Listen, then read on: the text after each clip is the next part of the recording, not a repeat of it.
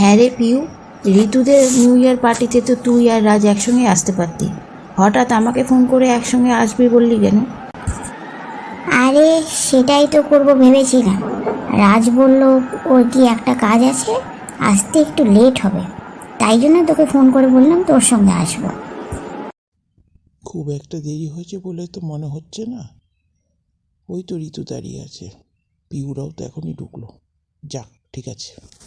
তোরা এসে পড়েছিস, আয় আয় ভেতরে আয়।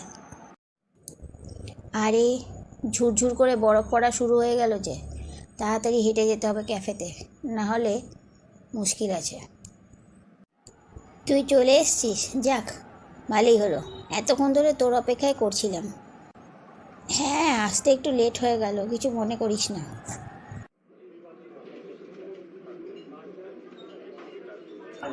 হাই ঋতু, কেমন আছিস? কতদিন পর দেখা হলো। সেই মনে পড়ছে রাজের জন্মদিনের পার্টিতে বোধহয় তোর সঙ্গে লাস্ট দেখা হয়েছে, তাই না? হ্যাঁ ঠিকই বলেছিস, ওই জন্মদিনের পর আর দেখা হয়নি। তা তোর আর রাজের প্রেম পর্বটা কত দূর এগোলো? অনেক দূরই এগিয়েছে। রাজ তো বলছে ওর এই চাকরিটা পার্মানেন্ট হলেই আমাদের এনগেজমেন্ট। তাহলে তো দারুণ ব্যাপার, আর একটা পার্টি থ্রো করবি নিশ্চয়ই। হ্যাঁ হ্যাঁ, সে পার্টি তো দেবই, আর তোকেও আগামী নিমন্ত্রণ করবো।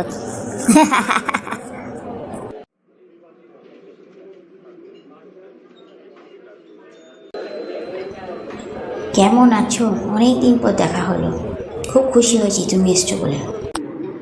আমি খুব ভালো আছি, তুমি ভালো আছো নিশ্চয়ই? আমি ভালো আছি। তা তোমার সঙ্গে রিতম আসেনি? না, রিতম আসেনি। রিতম বোধহয় একটু পরে আসবে। ও একটু কোথায় যেন কাজে ফেসে গেছে।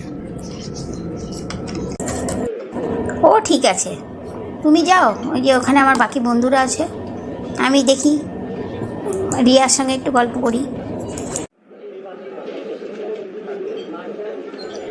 হ্যালো রাজ, এসো এসো, তোমার অপেক্ষায় করছে সবাই।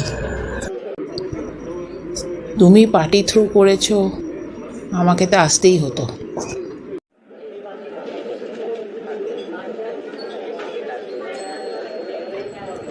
তুমি এসে পড়েছো? এতক্ষণ ধরে আমি তোমারই অপেক্ষা করছিলাম। পার্টিতে সবাই তোমার কথাই জিজ্ঞাসা করছে। তাই নাকি? তা তো করবেই। চলো চলো ওদিকে চলো, সবাই তোমার জন্য অপেক্ষা করছে কথা বলবে বলে। আরে, ঋতুদের পার্টিতে দিয়াও এসেছে, মুশকিল হলো। ওকে এড়িয়ে যেতে হবে যাতে পিউ কিছু সন্দেহ না করে। ঝুমা, আলাপ করে দিই, এ হচ্ছে রাজ, আমার হবু বর। হাই ঝুমা। হ্যালো রাজ, আমি তোমার সম্পর্কে পিউর কাছে প্রচুর কথা শুনেছি, এই প্রথম আলাপ হলো, খুব ভালো লাগলো আলাপ করে। বলতেই হবে, তোমার বান্ধবীর মতো মেয়ে হয় না।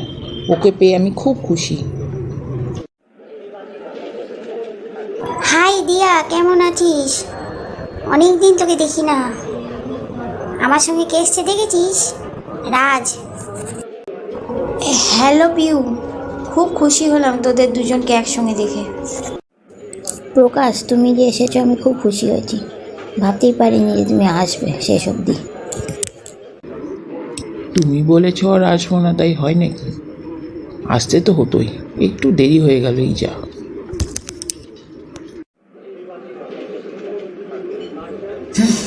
রাজ আর পিউ একসঙ্গে এসছে, থাক আমার এখানে না থাকাই ভালো, চলে গেলেই বেটার, ওদের মুখোমুখি হতে চাই না।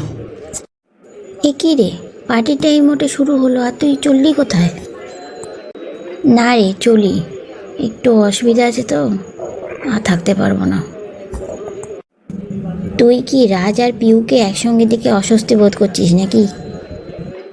আরে না না, ওকে দেখে অস্বস্তি বোধ হতে যাবে কেন?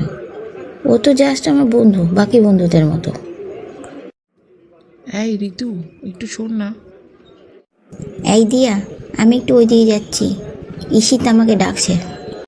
হ্যাঁ হ্যাঁ যা, আর আমি চলি রে, অন্য সময় আবার দেখা হবে। দিয়া চলে গেল? ওর সঙ্গে একটা কথা ছিল যে। আরে দিয়া, তুমি বেরিয়ে এলে কেন? পার্টি তো এখনো শেষই হয়নি। আসলে আমার একটা কাজ আছে, সেই জন্য একটু তাড়াতাড়ি ফিরে যাচ্ছি। তুমি যাও, পার্টি এনজয় করো। না না, আমিও আর পার্টিতে থাকবো না, একটু তাড়া আছে, বাড়ি যেতে হবে। চলো তোমার সঙ্গে একসঙ্গেই যাই। ঠিক আছে, চলো তাহলে।